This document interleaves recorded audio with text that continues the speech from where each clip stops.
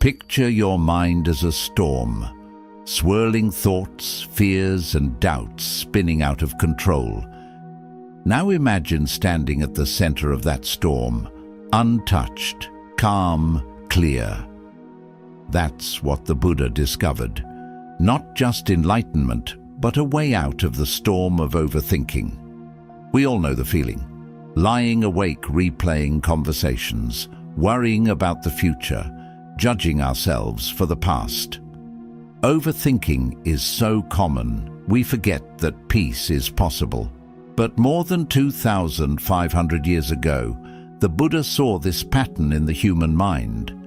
He saw that our suffering isn't caused by life itself, but by how tightly we hold on to our thoughts.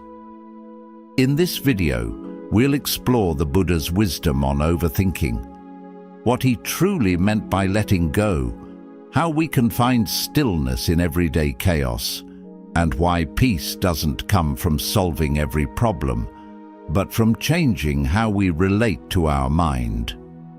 Stay until the end, and you'll discover not just ancient teachings, but a map back to your own inner silence.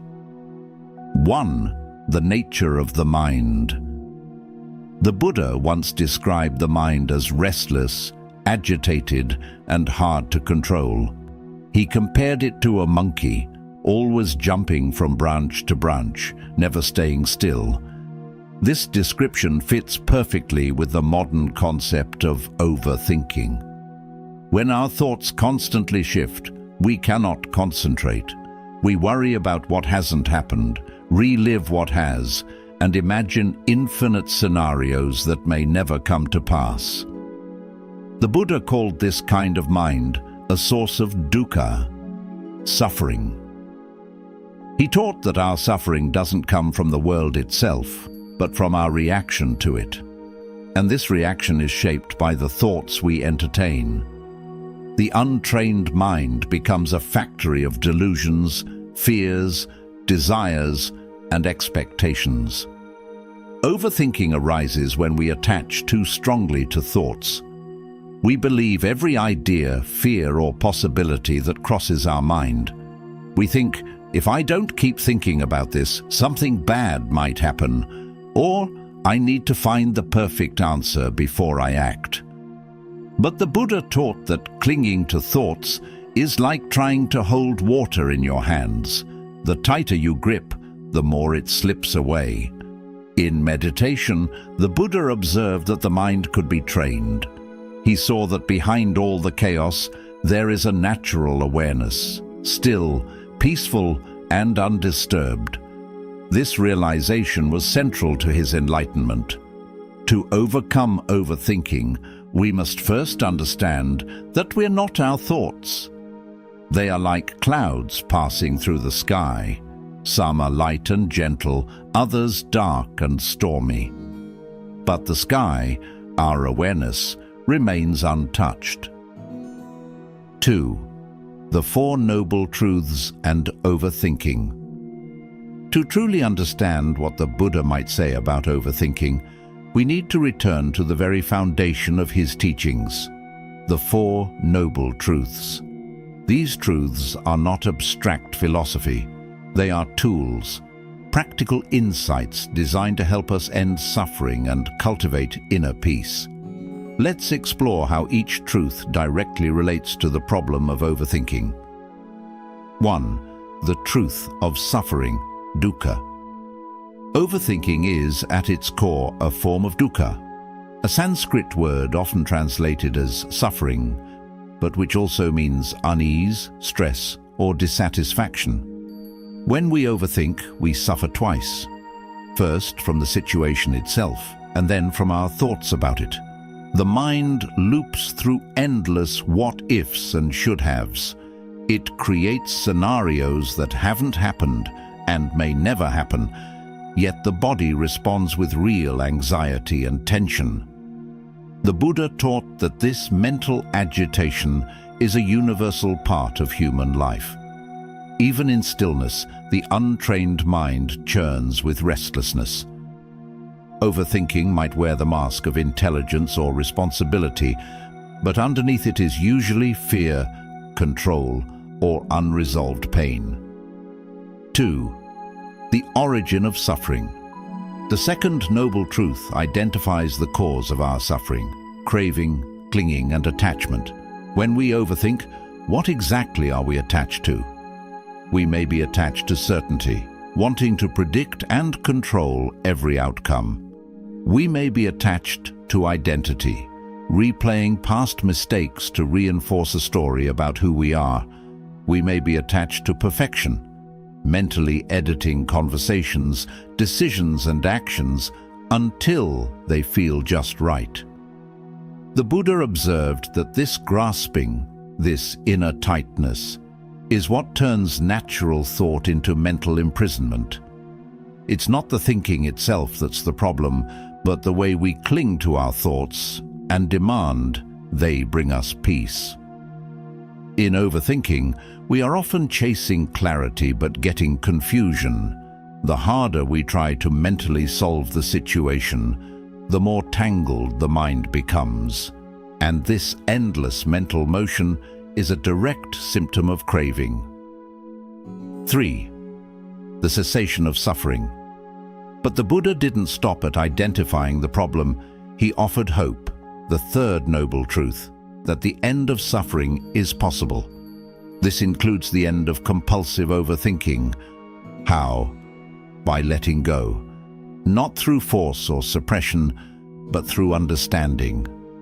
When we see clearly that overthinking doesn't bring us peace, we begin to release our attachment to it. We recognize that thoughts are not truth. They are mental events, arising, passing, not self. When we stop feeding our thoughts with attention, they lose power.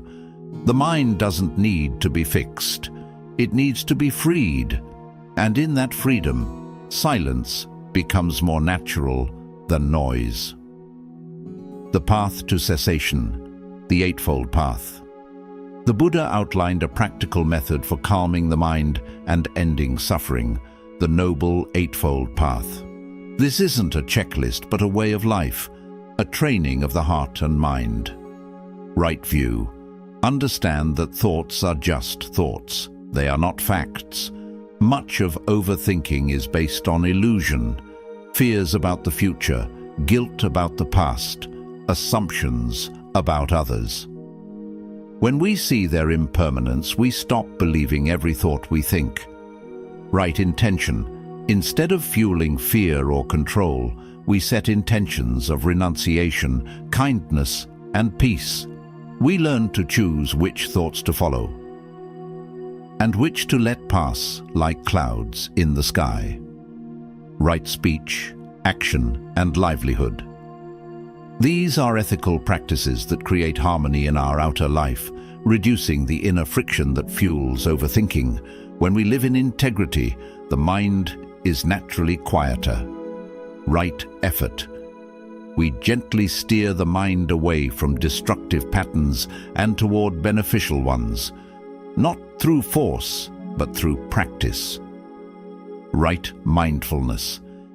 This is the key. We observe our thoughts without judgment, watching them come and go. This awareness creates space, and in that space, the compulsion to overthink softens. Right concentration. Through meditation, the scattered mind becomes steady. When we learn to focus the mind on a single object, like the breath, we weaken the habit of mental wandering. In this way, overthinking is not merely a psychological issue, it is a spiritual one. It arises from the same ignorance and craving that the Buddha saw as the root of all suffering.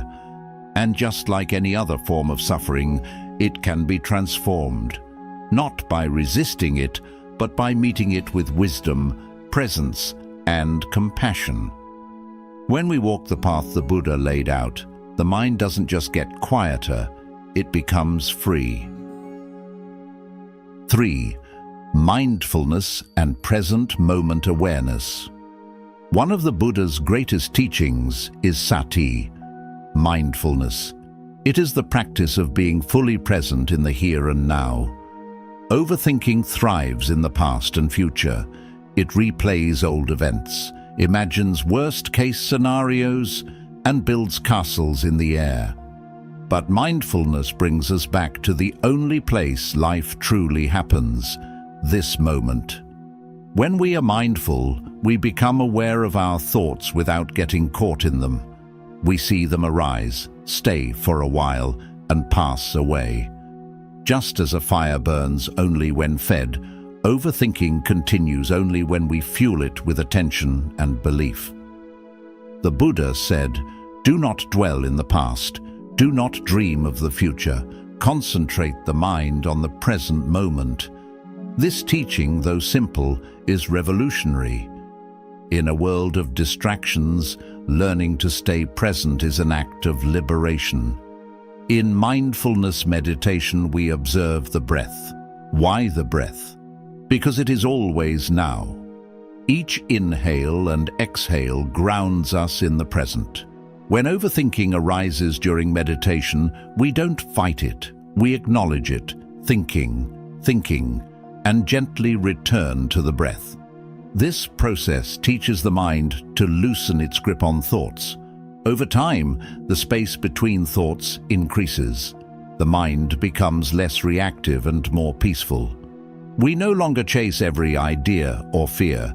We see them as temporary visitors, not truths. Mindfulness can be practiced outside of meditation too. Washing dishes, walking, eating, all become opportunities to anchor ourselves in the now. 4. Letting go.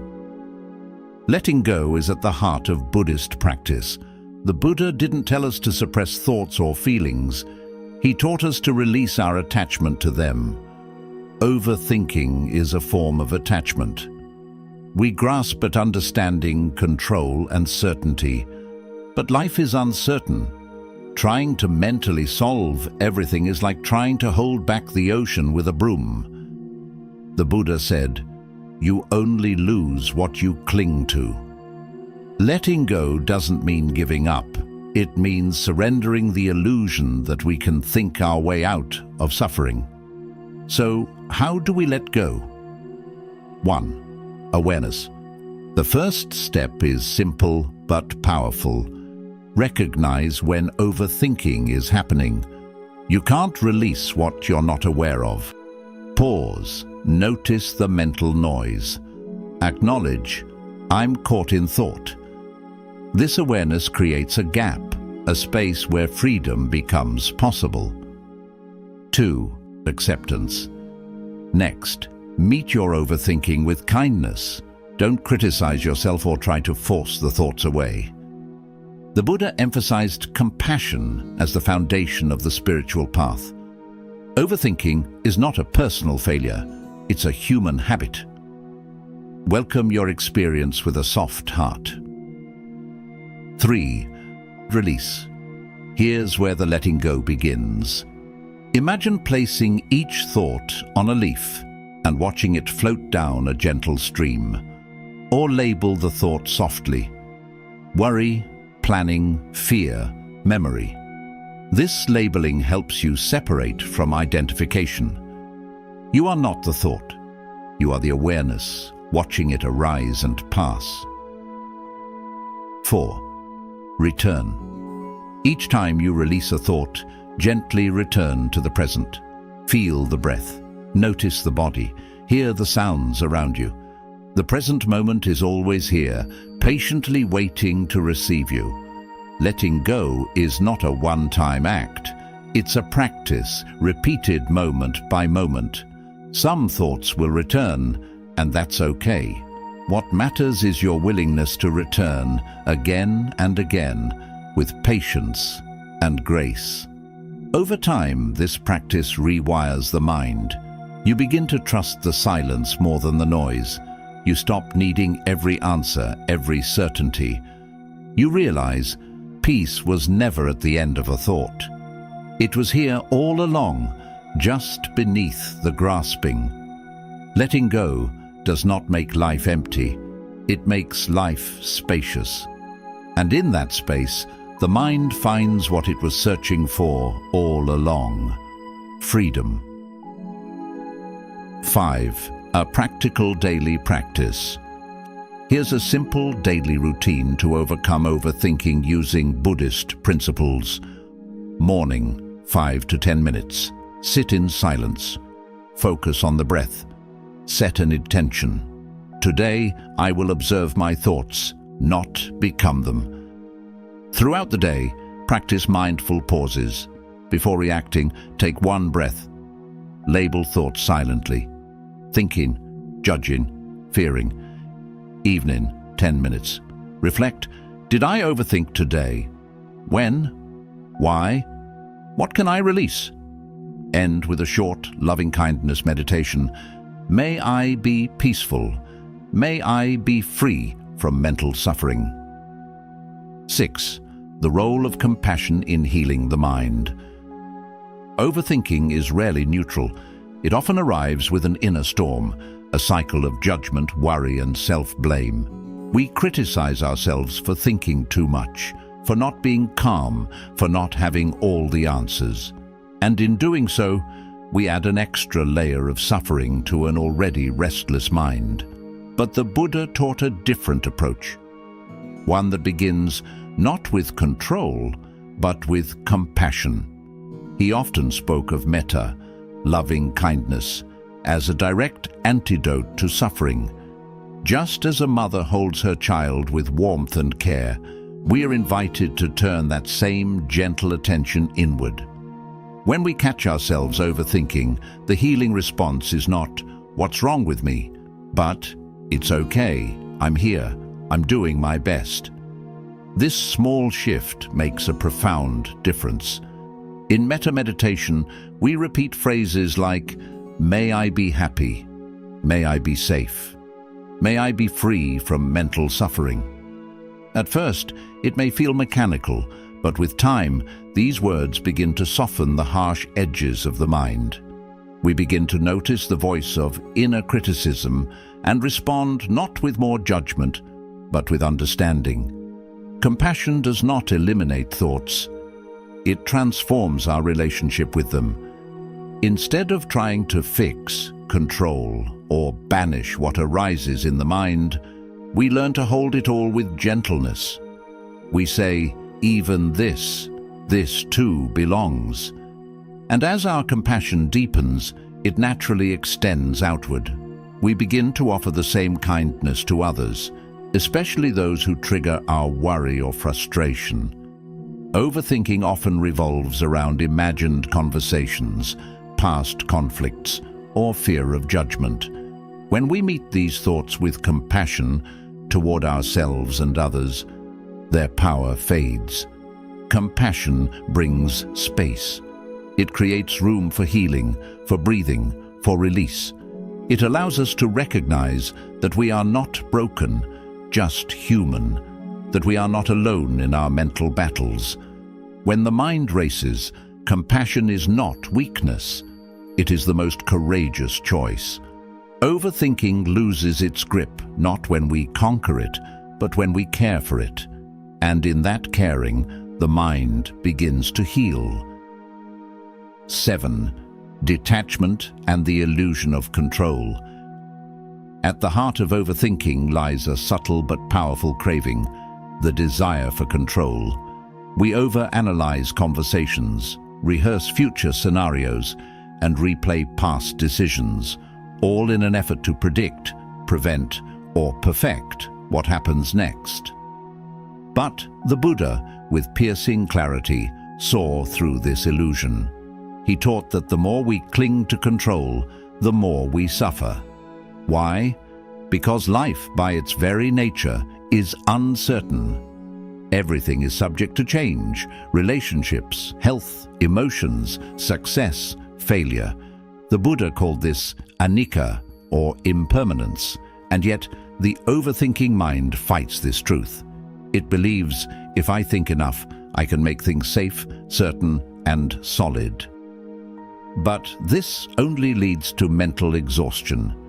Instead of control, the Buddha offered something far more liberating: detachment. Now, detachment is often misunderstood. It doesn't mean apathy or cold indifference. It means freedom, the ability to engage with life fully without being consumed by the outcome. Detachment means we can care deeply, give our best effort, and still let go of the results. It's the mindset of the wise. I plant the seed, I water it, but I do not obsess over the harvest. When we're attached to a specific outcome, our mind tightens. Every uncertainty becomes a threat. But when we embrace detachment, we breathe. We accept that we do not control the waves of life, but we can learn to surf them with grace. In Buddhism, this is closely related to the practice of equanimity, a calm, balanced state of mind in the face of change. It is the quiet confidence that says, whatever comes, I will meet it with awareness. Think of your thoughts like tabs on a web browser. Overthinking opens dozens of tabs trying to solve problems in advance, but none of them load fully. Detachment is like clicking close all tabs and returning to the home page. This moment. Or, imagine holding a bird. Clinging too tightly will hurt it. Holding too loosely, it flies away. Detachment is the gentle hold, aware, caring, but not grasping. Overthinking loses its power when we realize we were never meant to control everything. We were meant to show up, be present, and trust the unfolding. Letting go of control is not weakness, it's wisdom, and in that wisdom, the mind finds peace. 8. Cultivating inner silence. Beyond all the teachings, all the philosophies, and all the techniques, there lies something even more profound, the stillness beneath the storm. This is not something the Buddha simply taught. It is something he realized through deep meditation and awakening. It is called inner silence. Inner silence is not the absence of sound, or even the complete absence of thought. It is the spacious awareness in which thoughts rise and fall, like waves on an ocean that never stirs. It is the calm center within the chaos, the unmoved witness within you that has always been there. The Buddha pointed to this silence again and again, not with loud proclamations, but with quiet presence. He taught that to access this silence, we must learn to stop chasing outcomes, chasing validation, chasing answers. Instead, we turn inward. Meditation is the gateway, not as a tool to silence thoughts by force, but as a practice of deep listening. We sit, we breathe, we notice. We return to this moment again and again, and slowly something opens. At first, the mind will resist. It will try to solve problems, build stories, or seek entertainment. That's natural. But if we remain still, if we remain patient, a shift occurs. We stop identifying with every passing thought and start recognizing the space between them. The Buddha described this space as nirvana, the extinguishing of the mental fires that drive suffering, craving, aversion, and delusion. In this silence, those fires lose their fuel. We find peace not by removing all thoughts, but by no longer clinging to them. This inner silence is healing. It brings clarity, balance, and deep rest. The more we sit in it, the more we realize our true nature is not the storm, but the sky behind it. In your everyday life, you can cultivate this silence even in small moments. A mindful breath, a pause before responding, a walk in nature without headphones. These are sacred doorways back to yourself. Remember, this silence isn't far away. It doesn't need to be created. It is already here, waiting, within you. Overthinking is not a modern curse. It is a timeless struggle of the human mind. But the Buddha, through his deep insight and compassion, gave us the tools to understand and overcome it. His teachings remind us that we are not our thoughts, that peace is possible, that freedom comes not from controlling everything, but from letting go. In a world that celebrates busy minds and constant thinking, choosing stillness is radical, choosing presence is powerful. So the next time your mind begins to race, pause. Remember the Buddha's words. Watch the thought without clinging to it. Breathe. Come back to this moment. You don't need to solve everything. You only need to wake up to what's happening right now, and in that wakefulness, peace will find you. Thank you for watching. If this video brought you clarity or calm, consider liking, sharing, and subscribing for more Buddhist wisdom.